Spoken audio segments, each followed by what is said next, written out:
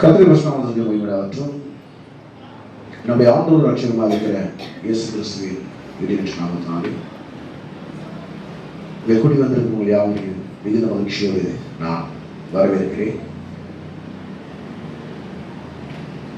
இந்த மாதம் 1ஆம் தேதி வாக்குத்தத்த ஆராதனையாகவும் ஞாயிறு ஆராதனையாகவும் சேர்ந்து ஒரே நேரத்தில் வந்திருக்கிறதுனாலே இந்த மாதத்துக்கான வாக்குத்தத்தத்தை வாசித்து நாம் அதை தியானிப்போம். ஏசாயா தீர்க்கதரிசன புஸ்தகம் 53ஆம் அதிகாரம் 10ஆம் வசனம்.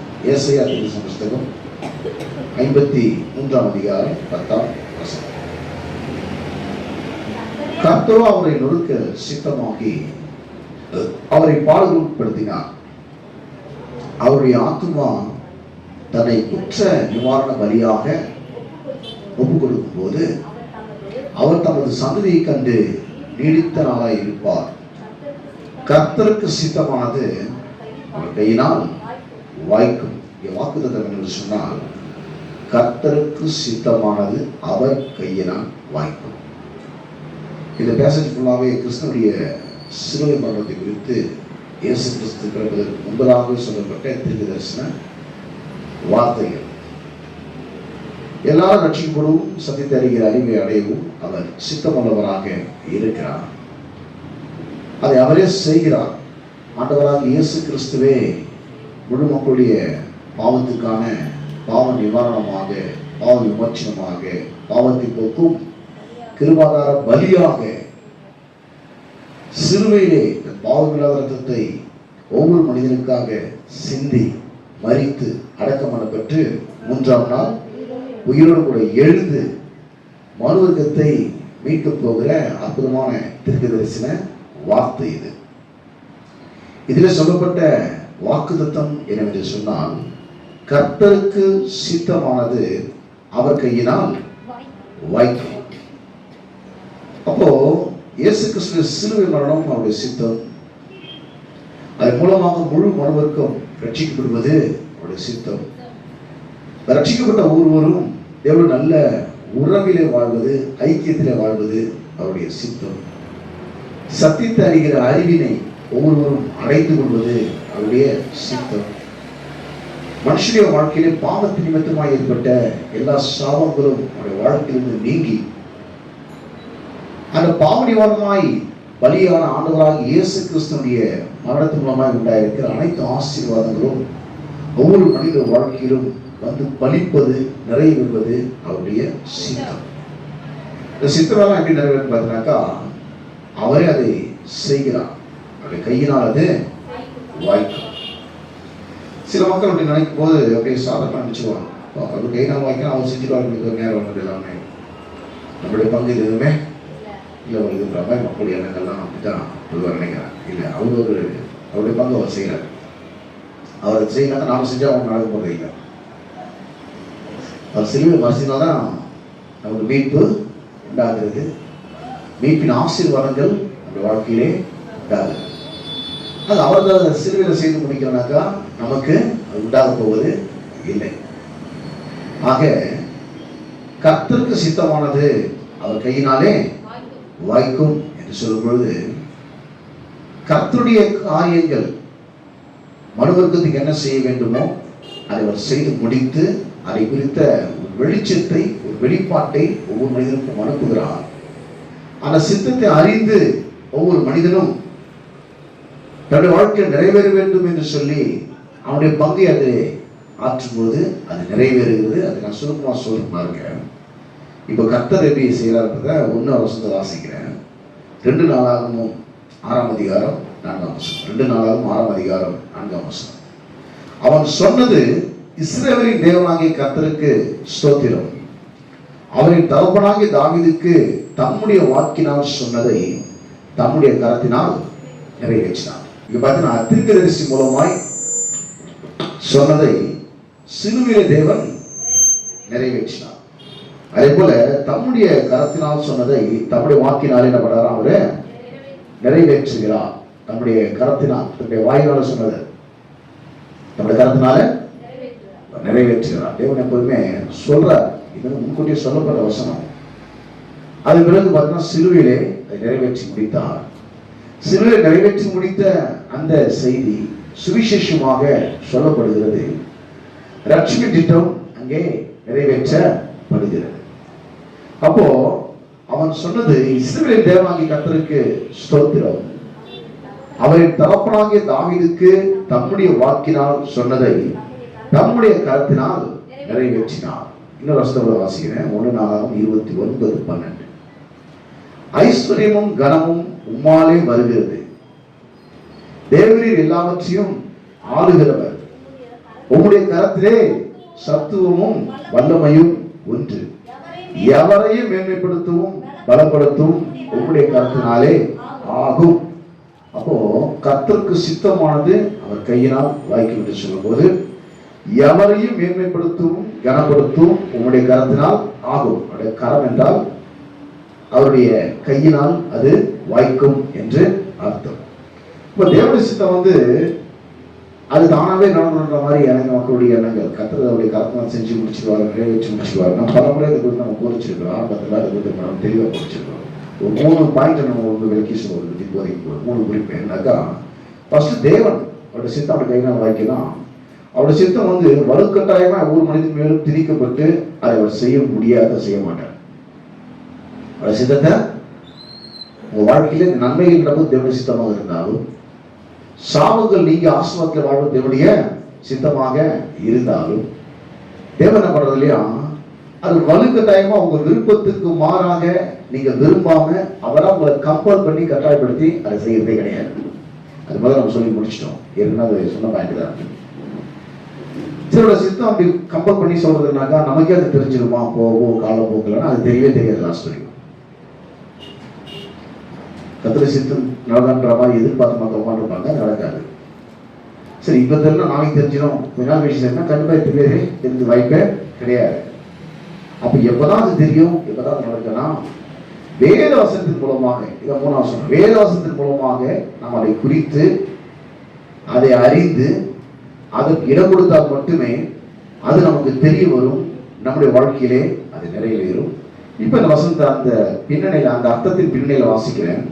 கர்த்தருக்கு சித்தமானது அவர் கையினால் வாய்க்கும். கர்த்தருக்கு சித்தமானது அவர் கையினால் வாய்க்கும். அப்போ கர்த்தருடைய சித்தம் அவர் கையினால் வாய்க்கும் சொன்னா, இந்த சித்தம் முதல்ல தானா தெரியுது இல்லை, இது வலுக்கட்டாயமா ஒரு திருச்சி செய்ய வைக்கிறது இல்லை. அவர் கையினால் எப்போது வாய்க்குனாக்கா, அந்த சித்தத்தை நாம் அறிந்து நம்முடைய வாழ்க்கையில் அது நடக்க வேண்டும் என்று சொல்லி நாம் அது கொடுக்க வேண்டிய முன்னுரிமை கொடுக்கும் போது நம்முடைய வாழ்க்கையிலே அது நிறைவேறுகிறது. தேவசித்த முக்கியத்துவம் பேசும்போது இயேசு இந்த ஜெபங்களிலே மத்தேயு சுவிசேஷ புஸ்தகம் 6ஆம் அதிகாரம் 10ஆம் வசனம் வாசிக்கிறேன். மத்தேயு சுவிசேஷ புஸ்தகம் 6ஆம் அதிகாரம் 10ஆம் வசனம். உம்முடைய ராஜ்யம் வருவதாக, உம்முடைய சித்தம் பரமண்டலத்திலே செய்யப்படுவது போல பூமியிலேயும். தேவனுடைய சித்தம் பர்வத்தில் நடக்குது. பர்வத்தில் தரித்திரம் கிடையாது, பர்வத்தில் வியாதி கிடையாது, பர்வத்தில் கவலை கிடையாது, பர்வத்தில் குழப்பம் கிடையாது, பர்வத்தில் பிரச்சனை கிடையாது, பர்வத்தில் இல்லாம கிடையாது, பர்வத்தில் விசுவாசம் கிடையாது. பர்வத்தில் அங்க தேவனுடைய சித்தத்துக்கு முரண்பாடு எதுவுமே அங்க இல்லை. சரி, அப்ப போனதான் நடக்குன்ற மாதிரி அவர் சொல்ல வரல. அவர் என்ன ஜெபிக்க கற்றுக் கொடுத்தாருன்னா, உம்முடைய ராஜ்யம் வருவதாக. இந்த கிங்டம்ல ஒரு மனுஷன் மறுபடியும் பிறக்கும்போது தேவனுடைய ராஜ்யத்துக்கு வந்துடுறான். உங்களுடைய ராஜ்யம் வருவதாக. அப்போ இயேசு உயிர்த்ததற்கு முன்பு சொன்ன வசனம் இப்ப ராஜ்யம் வந்துருச்சு. எப்போ சுவிசேஷம் அறிவிக்கப்பட்டு ஒரு மனிதனுக்குள்ள இயேசு வந்துடுறாரோ அப்ப ராஜ்யம் வந்துருச்சு. அப்ப சொன்ன ராஜ்யம் வரதுக்கு முன்னாடி எப்படி ஜெபிக்கணும்னு கற்றுக் கொடுத்தாரு. உங்களுடைய ராஜ்யம் வருவதாக, உங்களுடைய சித்தம். அந்த ராஜ்யம் வந்த பிறகு என்ன நடக்கும் பார்த்தீங்கன்னாக்கா, பரலோகம் எப்படி இருக்குதோ அப்படி இந்த பூலோகம் இருக்கும். ஒரு சித்தம் பரமண்டலத்திலே செய்யப்படுவது போல பூமியிலேயும் செய்யப்படுவதாக. உங்களுடைய சித்தம் பரமண்டலத்தில் செய்யப்படுவது போல பூமியிலேயும் செய்ய. அப்போ பரலோகம் எப்படி பிரச்சனை எல்லாம் இருக்குதோ அதுபோல மனுஷ வாழ்க்கையில பிரச்சனை இல்லாம இருக்கணும். அதுக்கான எல்லாவற்றையும் அவர் செய்யறாரு. எப்படி முதல்ல தீர்க்கதரிசி ஏசாயா மூலமா இந்த இயேசு சிலுவை மரணத்தை அறிவிச்சு அவருடைய வார்த்தையினால் அதை அறிவிச்சு அவருடைய கரத்தினால சிலுவையில் நிறைவேற்றினான். அதே போல சிலுவையில் நடந்து முடிந்தவைகளை அவருடைய வார்த்தையினால் அவர் அறிவித்து அவருடைய கரத்தினாலே என்ன பண்றாராம், அதை நிறைவேற்றுகிறார். எப்படி அவருடைய சித்தம் அவருடைய கையினால நம்முடைய வாழ்க்கையில வாய்க்குது. மக்களுக்கு புரியாத ஒரு புதிராகவே இது போயிடுது. ஏன்னா அவரோட சித்தம் நடக்கிறாங்க, டைம் ரொம்ப இழுத்துட்டு போற மாதிரி தெரியுது. அதுக்குள்ள வாழ்க்கையில் முடிஞ்சுட்டாங்க மக்களுடைய எண்ணங்கள்லாம் அப்படி ஒரு மனசு ஓடிக்கிட்டு இருக்குது. நான் கடன்லாம் வாழ்வது சித்தங்கன்னா கடன் தான் வந்துட்டு இருக்கிறேன். நான் வியாதியெல்லாம் வாழ்வது சித்தம், நான் வியாதியில தான் இருந்துட்டு இருக்கிறேன்.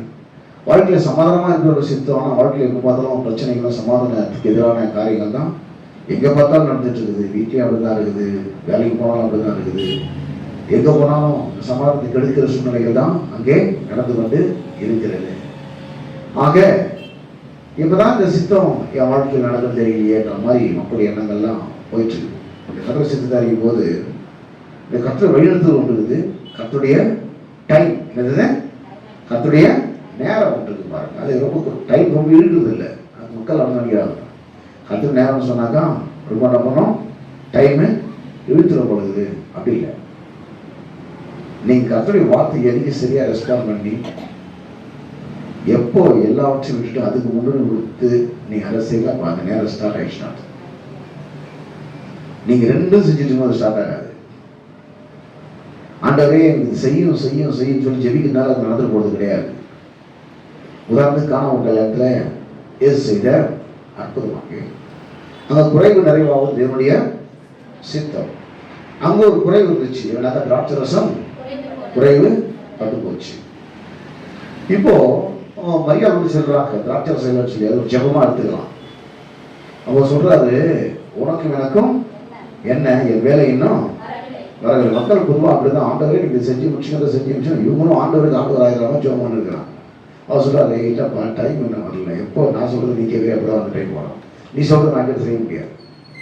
நீ வீரனாயிரு வீராங்கனையாரு ஜெபத்துல, நீ சொல்றத நான் கேட்டேன் செய்ய முடியாது. என் டைம் எப்போ தெரியுமா, எப்போ நான் சொல்றது நீ கேட்டு நீ செய்ய ஆரம்பிக்கிறியோ அப்போ நான் டைம் வந்துடும்.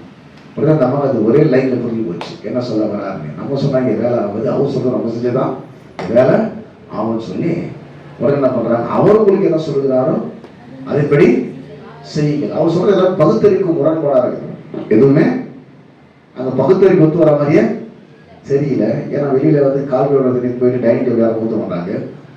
டைனிங் டேபிள் ஊற்றும் போது அது ஏதோ வந்தவங்க அவமானப்படுத்துற செயல் மாதிரி அது தோணும். அதை குடிக்கும் போது யாரும் ஏற்றுக்கொள்ளவே மாட்டாங்க. ஆனா என்னன்னாக்கா அதை ஊற்றும் போது என்ன பண்ணிச்சான், அதுதான் தண்ணியாக இருந்துச்சு. என்ன ஆச்சுது, திராட்சை ரசமா நல்லா புரிஞ்சுக்கணும். என்னன்னா இதுல நான் இந்த வேற ஒரு ஆங்கிள் நான் சொல்ல வரேன். ஒரு திராட்சை ரசம் அந்த நாட்கள் எடுக்கணும்னு சொன்னா சும்மா அப்படி எடுத்துட முடியாது. அந்த திராட்சை செடி வளர்ந்து அந்த திராட்சை அந்த பழங்கள் அதுக்கப்புறம் அதை எடுத்து அதை ஆலையில் போட்டு அதை சாராக்கி அதை எடுத்தோடனே கொஞ்ச நாள் கழிச்சா தான் நல்லா திராட்சை ரசமா கிட்டத்தட்ட பார்த்தீங்கன்னாக்கா ஒரு 6 மாதத்துக்கு 1 வருஷத்துக்கு டைம் எடுக்கும். ஆனால் அவருடைய நேரம் பார்த்தீங்கன்னா அந்த ஒரே நாளில் நடந்துச்சு. அது ஒரே நாளில் நடந்துச்சு.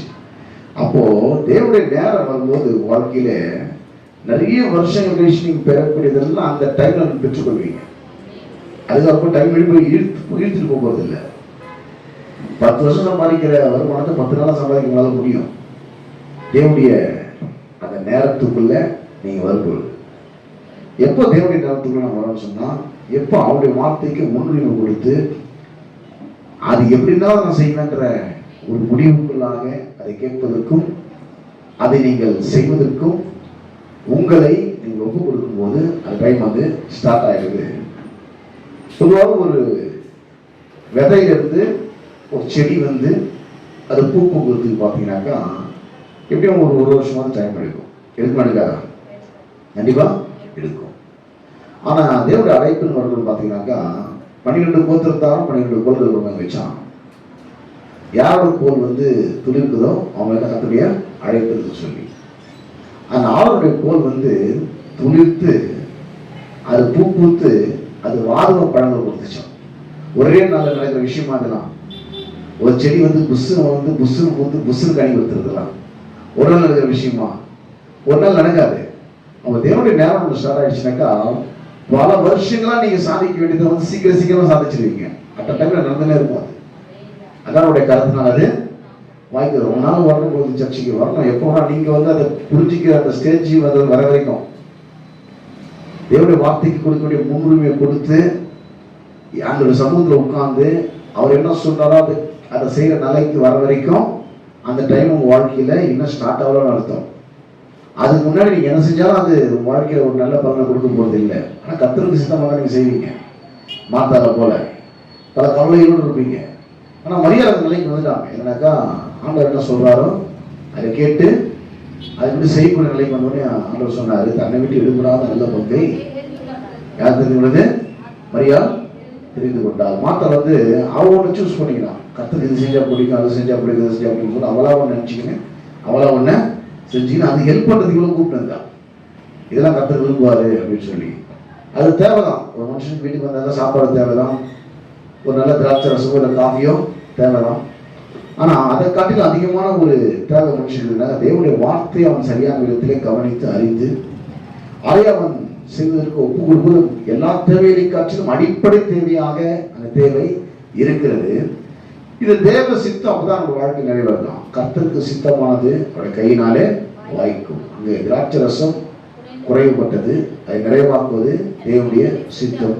அது எப்போ வாய்ச்சதுன்னு பார்த்தீங்கன்னாக்கா, எப்போ அவர் சொல்றது கேட்டு அதை செய்ய லெவலில் இவங்க வந்துடுறாங்களோ. பொதுவாக தேவனுடைய சித்தம் சொன்னாலே பார்த்தீங்கன்னாக்கா, கர்த்தர் என்ன நோக்கம் வச்சிருக்கிறாரோ அதை சரியான விதத்தில் புரிஞ்சுக்கிட்டு அதை செய்யக்கூடிய ஒரு ஸ்டேஜுக்கு நம்ம வரத்தான் தேவனுடைய சித்தத்தை அவர் செய்கிற நிலைக்கு நம்ம வரோம். அப்புறம் நாம் செய்வது எல்லாமே பார்த்தீங்கன்னாக்கா எல்லாம் சக்ஸஸ்ஃபுல்லாக போயிட்டு இருக்கோம். 2 மாதம் வாசி நம்ம புரிய வைக்கிறேன். இந்த எபேசியர் 6ஆம் அதிகாரம் 6ஆம் வசனம். ஊழியம் கூட அப்படிதான் செய்யணுமா? இதை சும்மா ஊழியம் வாஞ்சியில் எடுத்துக்கிட்ட வச்சுட்டு போறீங்க. நீங்களாம் விரும்பி செய்கிற ஊழியம் ஒன்று இருக்கு, தேவன் விரும்புகிறவங்க நீங்கள் செய்கிற ஊழியம் ஒன்று இருக்கு. நீங்களா உங்களை வந்து திருப்திப்படுத்தக்கூடிய விதத்தில் செய்கிற ஊழியர்கள் ஒன்று இருக்குது. தேவன் திருப்திப்படக்கூடிய விதத்திலே நீங்கள் செய்கிற ஊழியர்கள் ஒன்று இருக்குது. ஊழியம் தேவனுடைய சித்தம் தான். அந்த எபேசியர் 6ஆம் அதிகாரம் 6ஆம் வசனத்துல நான் வாசிக்கிறோம். மனுஷனுக்கு பிரியமாயிருக்க விரும்புகிறவர்களாய் பார்வைக்கு ஊழியம் செய்யாமல். என்ன மனுஷனுக்கு பிடிக்குது, இப்படி பண்ணலாம் ஊழியத்தை, அது எல்லாரையும் வந்து கவர்ந்து இருக்குது, அது எல்லாரும் வந்து விரும்புறாங்க, மனுஷனுக்கு திருப்தியா இருக்குது. ஆனால் அது கர்த்தருடைய சித்தம் தான். அது வந்து கர்த்தர் முறைப்படாம ஒரு காரியம் ஒன்றும் கிடையாது. அது கர்த்தருடைய சித்தம் தான். இப்படி செஞ்சுதான் மனுஷன் விரும்புகிறான். அது இப்படி செஞ்சிருவோமே அப்படின்னு செய்யாமல் மனுஷனுக்கு பிரியமாயிருக்க விரும்புகிறவர்களாய் பார்வைக்கு ஊழியம். மனுஷன் பார்த்து மெச்சிக்கிற மாதிரி ஊழியத்தை நீங்க செஞ்சிட போறீங்க. மனுஷன் பாராட்டுக்கோ, மனுஷனுடைய புகழ்ச்சிக்கோ, மனுஷனை பிரியப்படுத்துகிற அந்த நோக்கத்துக்காகவோ ஊழியத்தை நீங்க செஞ்சிட போறீங்க. அப்படி செஞ்சிட கூடாது. மனுஷனுக்கு பிரியமாயிருக்க பார்வைக்கு ஊழியம் செய்யாமல் கிறிஸ்துவின் ஊழியக்காரராக மனப்பூர்வமாய் தேவனுடைய சித்தத்தின்படி செய்யுங்க. ஊழியத்தை செய்யணுமா? தேவனுடைய சித்தத்தின்படி செய்யணும். தேவனுடைய சித்தம் இல்லாமலும் தேவனுடைய சித்தத்தை செய்ய முடியும். நல்லா புரிஞ்சுக்கணும். தேவனுடைய சித்தத்தை இல்லாமலும் தேவனுடைய சித்தத்தை செய்ய முடியும். என்ன தேவனுடைய சித்தத்தை தான் செய்றீங்க, ஆனா நீங்க அப்படி செய்யணும் ஒரு சித்தம் இல்லை. ஆனா தேவனுடைய சித்தம் தான். தேவனுடைய சித்தத்தை தேவனுடைய சித்தம் இல்லாமலும் செய்ய முடியும். அது ஊழியன்ற பேர நடக்கும். தேவ சித்தத்தை செய்யற மாதிரி தான் தெரியும், தேவ சித்தம் தான் நடக்கிற மாதிரி தெரியும். ஆனா தேவனுடைய சித்தமே இல்லாம தேவனுடைய சித்தத்தை செய்ய முடியும். அது கூர்ந்து கவனிச்சு என்ன சொல்ல வர அர்த்தம் புரியும். தேவனுடைய சித்தமே இல்லாம தேவனுடைய சித்தத்தை செய்ய முடியும். எப்படின்னாக்கா அரசு வாசிக்கிறேன். மனுஷனுக்கு பிரியமாயிருக்க விரும்புகிறவர்களாய் பார்வைக்கு ஊழியம் செய்யாம.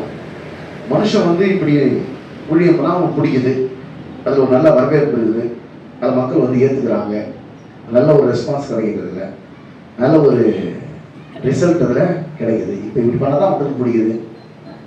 அது தேவ சித்தம் தான் ஒரு வேலை. ஆனால் அவர் சொல்றாரு அது தேவ சித்தம் தான்ப்பா, அது நான் விரும்பின தேவனுடைய சித்தம் இல்லை. என்ன சொல்றாரு? அதனால்தான் அது வாய்க்க மாட்டேன். கர்த்தருக்கு சித்தமானது அவருடைய கையினா வாக்குத்தத்தம். கர்த்தருக்கு சித்தம், கர்த்தருக்கு சித்தமானது அவருடைய கையினால் வாக்கி. அநேக மக்கள் ஊழியத்தை சோர்வடைந்து போல இருக்கிறது காரணம் கர்த்தருடைய சித்தம் தான் செய்யறாங்க. கரெக்ட். கர்த்தருடைய சித்தத்தை கர்த்தருடைய சித்தம் இல்லாமல் செஞ்சுட்டு இருக்கிற அவங்க புரியாது சொன்னாங்க. கர்த்தருடைய சித்தத்தை தான் செய்யற, ஆனா கர்த்தருக்கு சித்தம் இல்லாம கர்த்தருடைய சித்தத்தை செஞ்சுட்டு இருக்க. எப்படி கர்த்தர் சித்தம் இல்லாம செய்யறது? நான் என்ன நடக்கணும்னு நினைக்கிறேனோ அது நடந்துக்குது உங்க மூலமா. ஆனா உன்னை கொண்டு நான் என்ன நடக்கணும்னு நினைக்கிறோமோ அது நடக்க மாட்டேங்குது. உன்னை கொண்டு நான் என்ன நடப்பிக்கணும்னு நினைக்கிறேனோ அது உன் மூலமா என்ன கூட நடக்கிறது இல்லை. ஆனா நான் நினைக்கிறது நடக்குது. நீ ஏதோ ஒரு காலத்தை எடுத்து போட்டு விழுந்துருச்சு செஞ்சுட்டு இருக்கிற. கர்த்தருடைய சித்தம் தான் அது. ஆனா வாழ்க்கையில் நல்ல ரிசல்ட் இல்லவே இல்லை.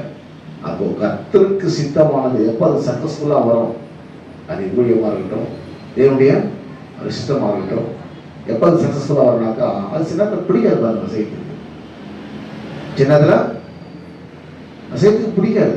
ஒரு டெப்ரெஷன் தான் வந்து சில இடத்துல இயேசுக்கே வந்துச்சு. ஏன்னா கிறிஸ்தவன் போய் கதை ஜெபிக்கிறார். ஆண்டவரே சித்தமான அந்த பாத்திரம் என்னை வச்சு நீங்கபடி செய்யும், ஆகிலும் என்னுடைய சித்தத்தின்படி அல்ல என்னுடைய சித்தத்தின்படியே ஆக. அதுக்கு அந்த வழியா கடந்து போனோம். அந்த நிந்தை வழியாகவும் அவமானத்தின் வழியாகவும் அந்த பாடலின் வழியாகவும் கடந்து போனோம். அது முன்கூட்டியே தெரியுது, இந்த ரூட்டில் தான் போய் ஆகணும், இந்த இடத்துக்கு ரீச் ஆகணும்னு சொன்னான். அப்போ சில நேரத்தில் அது ஒத்து வரல. அவர் சொல்றாரு, ஒத்து வரனாலும் பரவாயில்ல, அதை நடக்கட்டும் என் வாழ்க்கையில. ஒத்து வரனாலும் எனக்கு அது பிடிக்கலனாலும் இந்த வழியா நான் போறது உங்களுக்கு பிடிக்குதுன்னா அதுக்கு நான் என்ன, அதான் கர்த்தருடைய சித்தம் அவருடைய கையினாலே வைப்பது. கர்த்தருடைய சித்தம் அவருடைய கையினாலே இப்படி நடக்கிறது எனக்கு விரும்பல, எனக்கு அது பிடிக்கல. அது எனக்கு பிடிக்குதா பிடிக்கல முக்கியம் இல்லை. உமக்கு அது பிடிக்குது, நான் அதை செய்ய விரும்புறேன். எனக்கு அது பிடிச்சாலும் சரி பிடிக்கலாலும் சரி, உங்க பிடிக்குதா நான் அதை செய்வேன். எனக்கு அது பிடிச்சாலும் சரி பிடிக்கலாலும் சரி, எனக்கு அது ஒத்து வந்தாலும் சரி ஒத்து வந்தாலும் சரி, உங்களுடைய சித்தமா இருக்கிறதுனாலே நான் அதை செய்வேன் சொல்லும் போது அது கர்த்தருடைய சித்தம், அதை நீங்கள் செய்கிறீர்கள். கர்த்தா சொல்றாரு, என்னுடைய சித்தத்தின்படி செய்கிறேன். என் சித்தத்தை செய்யற, என் சித்தத்தின்படி நீ அதை செய்யற. சித்தத்தை செய்வோம், சித்தம் நாம அதை செய்யாம போயிடுவோம். அப்போ அது வாய்க்காமல் போயிடுது. இன்னொரு வருஷத்தை வாசிக்கிறேன். எபிரேயர் 13ஆம் அதிகாரம் 20 முதல் 21 வரை. எபிரேயர் நிறுவனம் 13ஆம் அதிகாரம் 20 முதல் 21 வரை.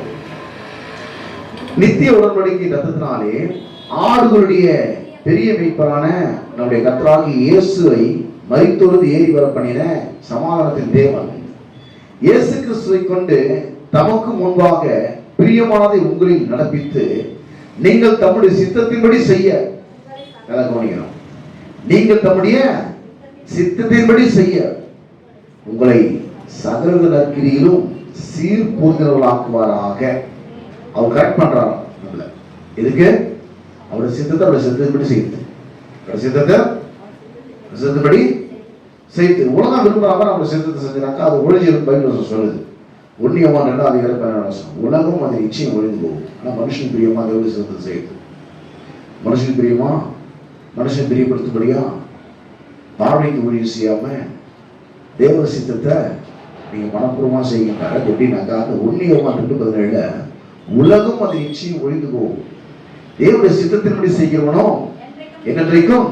அப்ப என் சித்தத்தின்படி நீ செஞ்சனா அது என்னைக்குமே அதனுடைய மகிமை நினைச்சிருக்கும், அது நல்லாம இருக்கும். இன்னொரு எக்ஸாம்பிள் வாசிக்கிறேன். வெளிப்படுத்தின விசேஷம் 4ஆம் அதிகாரம் 16ஆம் வசனம். கர்த்தாவே தேவரி மகிமையும் கனத்தையும் வல்லமையும் பெற்றுக்கொள்வதற்கு பாத்திரராயிருக்கிறீர். நீரே சகலத்தையும் சிருஷ்டித்து உங்களுடைய சித்தத்தினால் அவைகள் உண்டாயிருக்கிறவைகளும் சிருஷ்டிக்கப்பட்டவைகளுமா இருக்கிறது என்றார்கள். எல்லாமே கர்த்தருடைய சித்தத்தில்தான் நடக்குது. அதை இயேசுதான் முன்னுதாரணம். யோவான் சுவிசேஷ புஸ்தகம் 4ஆம் அதிகாரம் 34ஆம் வசனத்திலே இயேசு சொல்லும்போது இயேசு அவரை நோக்கி, நான் என்னை அனுப்பினுடைய சித்தத்தின்படி செய்து அவருடைய கிரியைகளை முடிப்பதே என்னுடைய போஜனமாய் இருக்கிறது. அப்ப இயேசு இருக்கிறதா பிதாவின் சித்தத்தை செய்வதற்காக இயேசு வந்தாரு. அவர் விரும்பினபடி அவர் செய்யறதில்லை.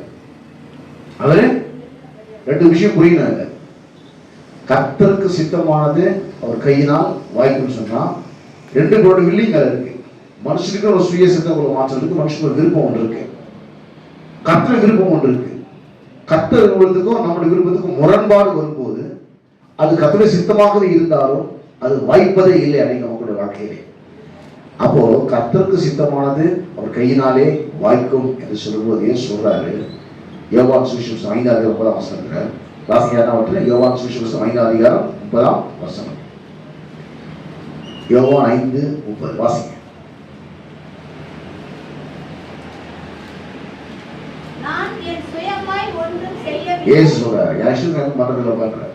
நான் கேட்கிறபடியே என்ன சொல்றாரு? அவர் தேவனுடைய பிதாவின் சத்தத்தை கேட்கக்கூடிய நிலைக்கு தான் வச்சுக்கிறார். எனக்கு சித்தமானதை நான் தேடாமல் பாருங்க, அவர் சொந்த வெள்ளி ஒரு மனுஷன் தான் பூமியில் இருக்கிறாரு. என்ன சொல்றாருன்னா, நான் என் இஷ்டத்துக்கு ஒன்றும் பண்றது இல்லை.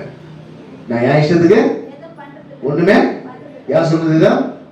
ஆண்டவராகிய இயேசு கிறிஸ்து. நான் என் இஷ்டத்துக்கு ஒண்ணுமே பண்றது இல்லை.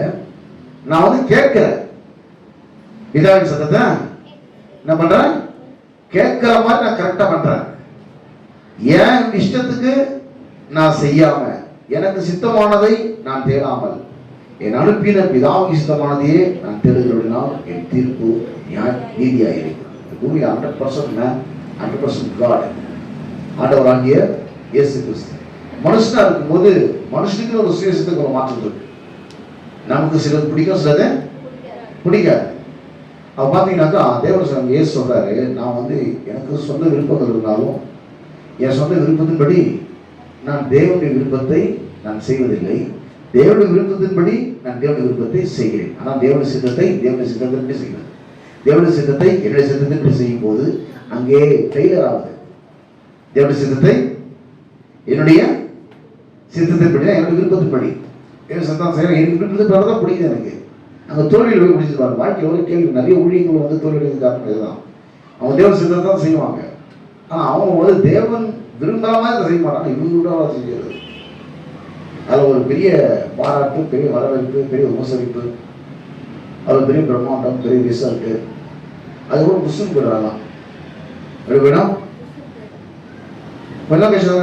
அதுக்கு முடிச்சதுக்கு அப்புறம் பார்த்தா அது ஒன்றுமே இருக்காது. இந்த ஃப்ரைட் ரைஸ் பார்த்தீங்கன்னாக்கா அது வாங்கிட்டீங்கன்னாக்கா 1/2 மணி நேரத்தில் சாப்பிட்டுருங்க.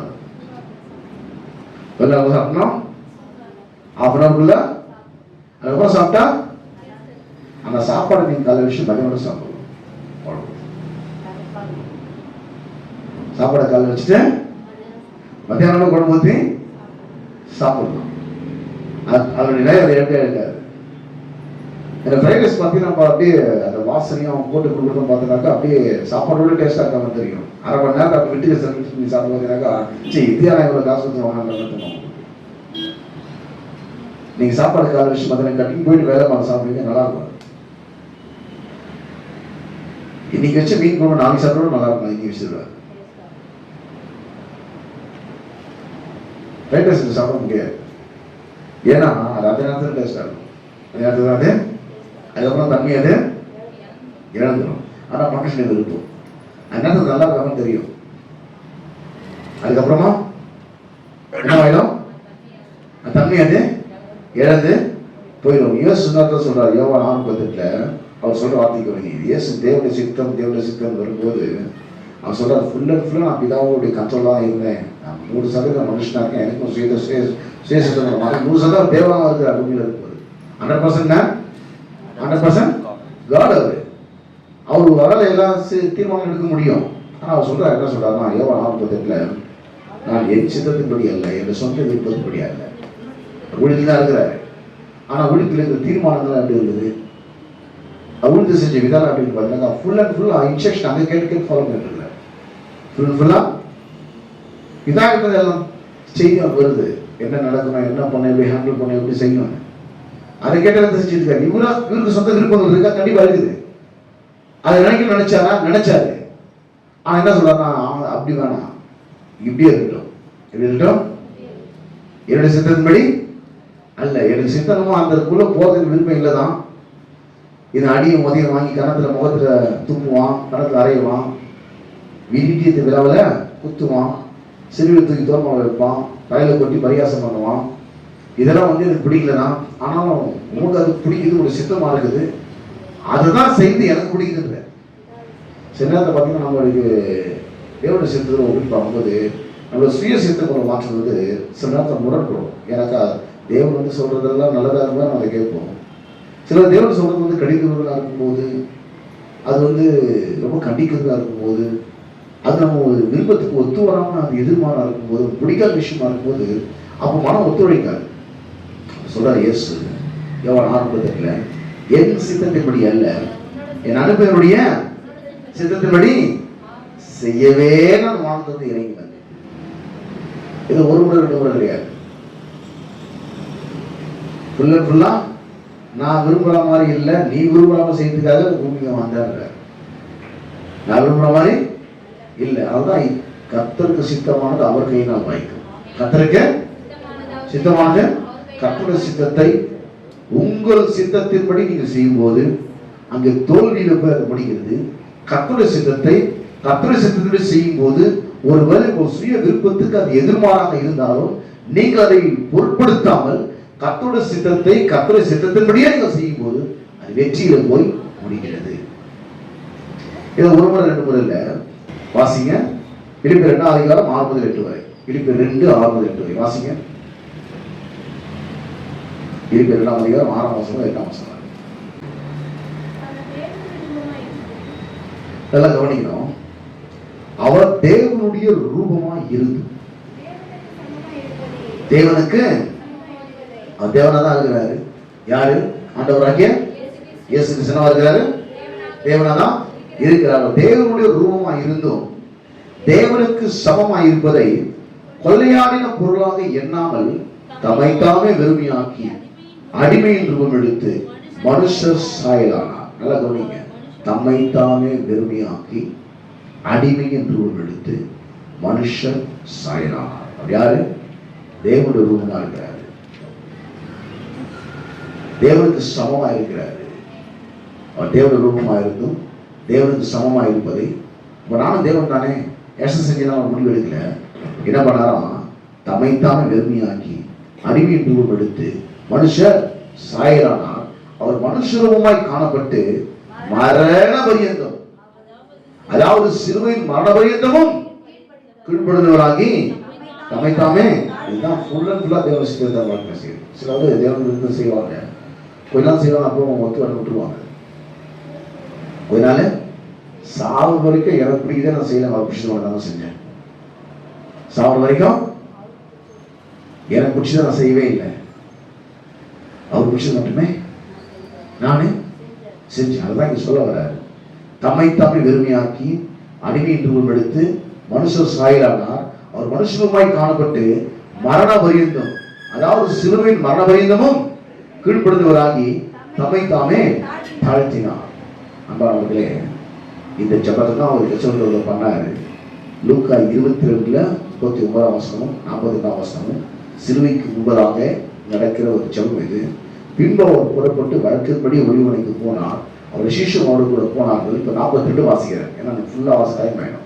இதாவே உமக்கு சித்தமானால் இந்த பாத்திரம் என்னை விட்டு நீங்க விடுச்சு. இங்க தேவ சித்தத்துக்கும் இயேசுடைய சுயசித்தத்துக்கும் அங்க வித்தியாசத்துக்காக, இங்க தேவனுடைய சித்தத்துக்கும் இயேசுடைய மனுஷனா இருக்க இயேசுடைய சுய சித்தத்துக்கும் அங்க ஒத்து போகாத ஒரு சூழல் வருது. சொல்றாரு, பிதாவே உமக்கு சித்தமானால் இந்த பாத்திரம் என்னை விட்டு நீங்கும்படி செய்யும். ஆயினும் என்னுடைய சித்தத்தின்படி அல்ல, உங்களுடைய சித்தத்தின்படியே ஆகணும் என்று ஜெபம் பண்ணினார். அன்பானவர்களே, கர்த்தருக்கு சித்தமானது அவர் கையினால் வாங்கினார். சில நேரத்தில் பார்த்தீங்கன்னாக்கா கடிந்து கொடுத்தது உங்களுக்கு ஒத்து வராது. சில நேரத்தில் பார்த்தீங்கன்னாக்கா உங்களுக்கு ஒழுங்கு கொடுத்தது உங்களுக்கு ஒத்து வராது. சில நேரத்தில் உங்களுக்கு பிடிக்காத ஒன்று செய்ய சொல்றது உங்களுக்கு ஒத்து வராது. ஆனால் கர்த்தருடைய சித்தமாக, கர்த்தருடைய சித்தமாக, அதுதான் சாப்பாடு இயேசு சொன்னார். இது சாப்பிடுறாங்க. இது அடிப்படை தேவையை யார் சித்தத்துக்கு செய்யறதில்லை, அவர் சித்தத்துக்கு செய்யுது. அதை யோவான் சுவிசேஷ புஸ்தகம் 4ஆம் அதிகாரம் 31-34 வாசினாங்க. நானே வாசிக்கிறேன். யோவான் சுவிசேஷ புஸ்தகம் 4ஆம் அதிகாரம் 31 முதல் 34 வரை. இப்படி நடக்கையில் சீஷர்கள் அவரை நோக்கி, ரபி, போஜனம் பண்ணும் என்று வேண்டிக் கொண்டார்கள். அதற்கு அவர், நான் புசிப்பதற்கு நீங்கள் அறியாத ஒரு போஜனம் எனக்கு உண்டு என்றார். அப்படி சீஷர் ஒருவர் பார்த்து, யாராவது போஜனம் கொண்டு வந்திருப்பானோ என்றார்கள். அப்பா வாங்குறதுக்கு போறாங்க. ரொம்ப தூரமே வாங்கி வரணும். அங்க சமாரிய பெண்ணை இயேசு பேசிட்டு இருக்கிறார். அப்போ இவங்க போய் வாங்கினது டைம் ஆயிடுச்சு. சாப்பாடு டைம் தாண்டி போச்சு. அவர் பேசிட்டு அந்த பெண்ணுக்கு சொல்ல வேண்டிய வசனத்தெல்லாம் சொல்லி முடிச்ச உடனே இவங்க என்ன பண்ணாங்க, சாப்பிட சொல்லி, அப்ப சாப்பிட சொல்லி இயேசு கிட்ட சொல்றாங்க சீஷர்கள். அவர் சொல்றாரு, நீங்க அறியாத ஒரு அப்பத்தை நான் சாப்பிட்டேன். எந்த அப்பத்தை சொல்றாரு? இயேசு அவரை நோக்கி, நான் என்னை அனுப்பினுடைய சித்தத்தை செய்து அவருடைய கிரியை முடிப்பதே என்னுடைய போஷணம் ஆகிறார். நீ சொல்லுகிறார். இது என்னுடைய அடிப்படை தேவை. ஒரு மனுஷன் அடிப்படை தேவை உணவு, உடை, உறைவிடம். மனுஷனுடைய அடிப்படை தேவை இது 3 தானே கண்டிப்பா இருக்கணும். சாப்பாடு இருக்கணும், துணி இருக்கணும், தங்கத்துக்கு ஒரு இடம் இருக்கணும். ஏன் சொல்றாரு? எல்லாம் அடிப்படை தேவையை காற்றும் இது அடிப்படை தேவையானது. தெரியுமா? இதாக சித்தத்தை செய்து முடிப்பார். உங்களுக்கு பலமுறை சொல்லியிருக்க வசனம், எல்லா உறவுகளை காட்டும் அவரை மேலான இயேசு கருதினா. இயேசு ஒரு மாதிரி பிரசம் பண்றாரு. ஒரு வீட்டு வெளில வந்து பலமுறை சொல்லியிருக்கிறேன். அவருடைய தாயார் சீஷரும் அவர் பார்க்கணுன்னு வெயிட் பண்ணிருக்கிறாங்க. மத்திய சுவிசேஷ புஸ்தகம் 12ஆம் அதிகாரத்துல 46ஆம் வசனம் முதல் 50ஆம் வசனம் வரை இந்த சம்பவம் இருக்கும். அப்போ ஒரு தகவல் சொல்றாங்க, உங்களுடைய தாயார் சீஷர் வெளியே நின்றுட்டு இருக்கிறாங்க. நம்ம இயேசு நம்பரா தன்னுடைய கையை ஒரு விசேஷம் நீட்டி, என்னுடைய தாயாரையா என்னுடைய சகோதரர் யாருன்னு சொல்லி என்ன சொன்னாராம்? பிதாவின் சித்தத்தின்படி செய்கிறவன் எவனோ, 50ஆம் வசனம் தெரியும். அவன் பிதாவின் சித்தத்தின்படி செய்கிறவன். அவன் தேவனுடைய சித்தத்தோடு நீங்க செய்யும் போது அவர் எப்படி ஹானர் பண்றாருன்னா, அவருடைய தாய் அவர் எப்படி ஹானர் பண்றாரோ அப்படி ஹானர் பண்றாரு. தேவனுடைய சித்தத்தின்படி செய்யும்போது சித்தத்தை வந்து நம்ம மாம்சம் அதுக்கு ஒத்துழைக்காது, மனம் வந்து ஒத்துழைக்காது. பாருங்க, நம்ம விருப்பங்கள் செல்லலாம் இருக்கும். அத சொல்றாரு, நீ என் சித்தத்தை உங்க சித்தத்தின்படி செஞ்சிருப்பா, அதாவது வாய்க்காம போயிடுச்சு. நீ என் சித்தத்தை உன் சித்தத்தின்படி செஞ்சுட்ட, அதான் வாய்க்காம போயிடுச்சு. என் சித்தத்தை நீ என் சித்தத்தின்படி செஞ்சு வாய்ச்சு, என் சித்தம் தான் செஞ்சேன், அதை உன் சித்தத்தின்படி செஞ்சுட்டேன். ஏன்னா அது வந்து பார்வைக்கு மக்களை விரும்புறாங்கன்னு செஞ்சுட்டேன். மனுஷனை பிரியப்படுத்துறதுக்காக பார்வைக்கு நீங்க ஊழியம் செய்யாமல் ஊழியத்தை தேவனுடைய சித்தத்தின்படி நல்மனதோட நான் விரும்புற மாதிரி நான் சொல்ற வேலை நீ செய். நான் விரும்புற மாதிரி நான் சொல்ற வேலை செஞ்சு அதை நான் விரும்புற நீ செய்யல. நானு நீ எப்படி செய்யணும் விரும்பணும் அப்படி செய்யல, ஆனா நீ செஞ்சு முடிச்சது. அப்படி செய்யும் போது அங்க பலன் இல்லாமல் போகிறது. அப்போ கர்த்தருக்கு சித்தமானது அவர் கையினாலே வாய்ப்பு சொன்னா, அது பகுத்தறிவு ஒத்து வந்தாலும் பரவாயில்ல, உன் சுய சித்தத்துக்கு ஒத்து வந்தாலும் பரவாயில்ல, மக்களுடைய அங்கீகரிப்பு இல்லைனாலும் பரவாயில்ல, யாருக்குமே அது சரிப்பட்டு வந்தாலும் பரவாயில்ல. ஆண்டவர் செய்ய சொன்னாரு. மக்கள் அங்கீகரித்தாலும் சரி, அங்கீகரிக்காமல் போனாலும் சரி, மக்களுக்கு அது பிடிச்சாலும் சரி, அது பிடிக்காமல் போனாலும் சரி, மக்கள் ஊக்கப்படுத்தாலும் சரி, மக்களை அவமானப்படுத்தாலும் சரி, அது எனக்கே பிடிக்கனாலும் சரி, அதுக்காக பிடிக்கிற அவசியம். எனக்கே பிடிக்கனாலும் சரி, கர்த்தருக்கு அது பிடிச்சிருக்கு. நான் என்ன பண்ணுவத முழு முச்சாம் அதை செய்வேன். அப்போ பிதாவின் சித்தர் சொல்றாரு. இன்னொருத்தர் அதே பேச சொல்றோம். சீஷத்தை காட்டி, என் தாயாரா என் சகோதரியா, பிதாவின் சித்தத்தை செய்கிற இவங்களே என் தாயாரும் என் சகோதரன். பிதாவின் சித்தனாக்கா ஏதோ அவங்க வெளிப்படுத்தார் செய்ய வேண்டாம் மக்கள் நினைச்சிருவாங்க. அதை வேற பேச விளக்கமா சொல்றாரு. ஏன்னாக்கா இதே இன்னொருத்துல இதே சம்பவம் லூக்கா சுவிசேஷ புத்தகம் 8ஆம் அதிகாரத்துல 19-21 வரும். அப்போ அவருடைய தாயாரும் அவருடைய சகோதரனோடு வந்தாங்க. லூக்கா 8ஆம் அதிகாரம் 19 முதல் 21 வரை. அப்பொழுது அவருடைய தாயாரும் அவருடைய சகோதரனோடு வந்தார்கள். ஜனக்கூட்டத்தினாலே அவர் அண்டையில் அவர்கள் சேரக்கூடாது இருந்தது. அப்பொழுது உங்களுடைய தாயாரும் உங்களுடைய சகோதரரும் உங்களை பார்க்க வேண்டும் என்று வெளியே நிற்கிறார் என்று அவருக்கு அறிவித்தார்கள். அதற்காக தேவனுடைய வசனத்தை கேட்டு அதன்படி செய்கிறவர்களே எனக்கு தாயும் எனக்கு சகோதரமாய். மத்திய என்ன வந்துச்சு? மத்திய 12:50. பிதாவின் சித்தத்தின்படி வாசிங்க. பரலோகத்தில் இருக்கிற என் பிதாவின் சித்தத்தின்படி செய்கிறவன் எவனோ அவனே எனக்கு சகோதரனும் எனக்கு சகோதரியும். அந்த பிதாவின் சித்தன்ற வார்த்தை பிதாவின் சித்தம் என்ன சொல்றது, புரியாத புதிதாக கொடுக்கும் சொல்லி அதை விளக்கி சொல்றாரு. பிதாவின் சித்தம் ஏதோ நினைச்சுட்டு போறோம்னா இந்த லூக்கா சுவிசேஷ புஸ்தகம் 8:21 அதற்கு அவர் தேவனுடைய வசனத்தை கேட்டு அதன்படி செய்கிறவர்களே எனக்கு தாய் எனக்கு சகோதரமா இருக்கிறார்கள். பிதாவின் சித்தம் என்னது? ஆண்டுடைய வார்த்தை கேட்டு அதன்படி செய்து விட்டுட்டு ஆண்டுடைய வார்த்தையை கேட்பாங்க. சிலர் என்ன பண்ணணும்னு தெரியும், அது எப்படி பண்ணணும்னு கேட்க மாட்டாங்க. என்ன பண்ணணும்னு தெரியும், அதை எப்படி பண்ணணும்னு தெரியாது. அவர் சொல்றாரு, நீங்க என்ன பண்ணணும்னு விஷயம் இல்லப்பா, அது எப்படி பண்ணணும்னு விஷயம் தான். எப்படி அது செய்யணும். நீ விரும்ப அவர் செஞ்சுட்டு போற தோல்வி அடைஞ்சோம், நான் விரும்ப செய்ய நல்லா வந்துடும்.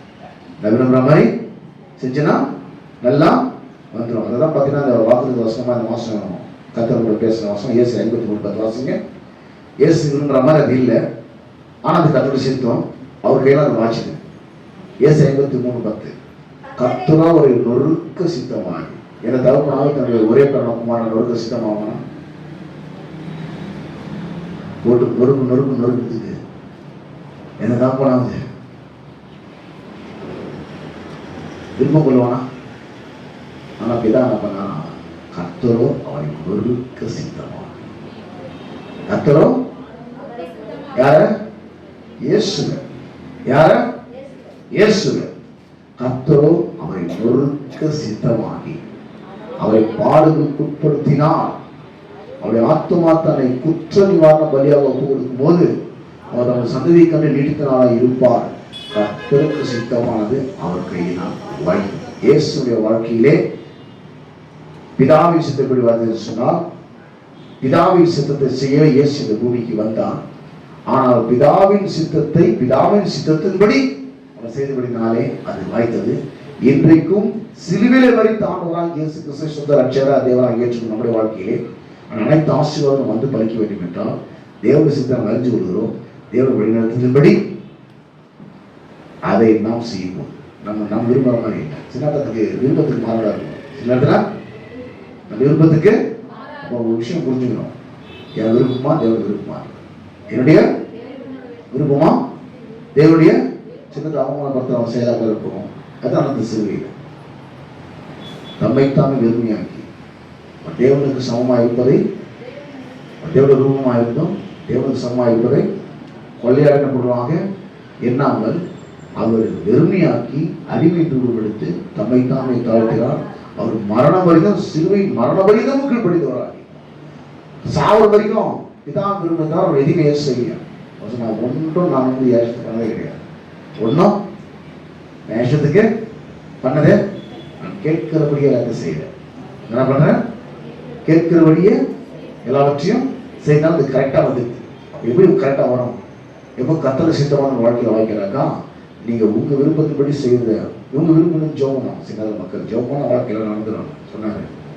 ஜப்பான்ற பேர்ல உங்க விருப்பத்தை வந்து திணிக்காது.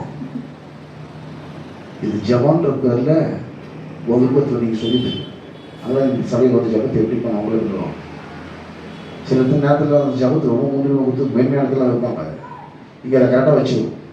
ஜபான்ற பேரில் உங்கள் விருப்பத்தை கொண்டாந்து என்னை திருப்பி வச்சுட்டு என்ன வேலைக்காரனாக்கி நீ முதலாளி ஆகிடாது. இப்படி சொல்கிற நான் கேட்டு நான் செய்து நான் வேலைக்காரன் கிடையாது. என்னை வேலைக்காரன் ஆகிட்டு நீ முதலாளி ஆகிடாத. என்னுடைய விருப்பத்தை நீ செய்ய. அப்போது நீ நினைக்கிறது ரொம்ப சூப்பராக வந்துடும். என்ன பண்ணணும்? ஒரு வேலை ஒரு பகுத்தறிவு வரப்படாத இருக்கலாம். வலையை போடணுமோ அவன் பண்ண நைட்டெல்லாம் வலையை போட்டு இதில் எக்ஸ்பீரியன்ஸாக இருக்கிற எனக்கே மாட்டல. நீ ஒரு போதராக இருக்கிற நீ சொன்னால் நடந்துருவான். ஒரு நாள் கூட இறங்கி மீன் பிடிச்சி நான் பார்த்ததே இல்லை. ஒரு நாள் கூட நீ இறங்கி வலையை போட்டு மீன் பிடிச்சி நான் பார்த்தேன். பிரசங்கம் பண்ணுறதுக்கு படகை கேட்ட கொடுத்தேன். பிரசங்க இருந்துச்சு. பிரசங்கம் பண்ணி முடிச்சேன். நல்லது படம் கொடுத்து ஓரம் கட்டி கட்டிட்டு போயிடுவேன். நானே நைட்லாம் வலையை போட்டு ஒரு நாளைக்கு கூட உட்காந்துருக்கிறேன். இப்போ என்கிட்ட வந்து உட்காந்துட்டு வலதுபுறமாக போய் நான் பண்ணேன் வலைய ஓடுன்றீங்க.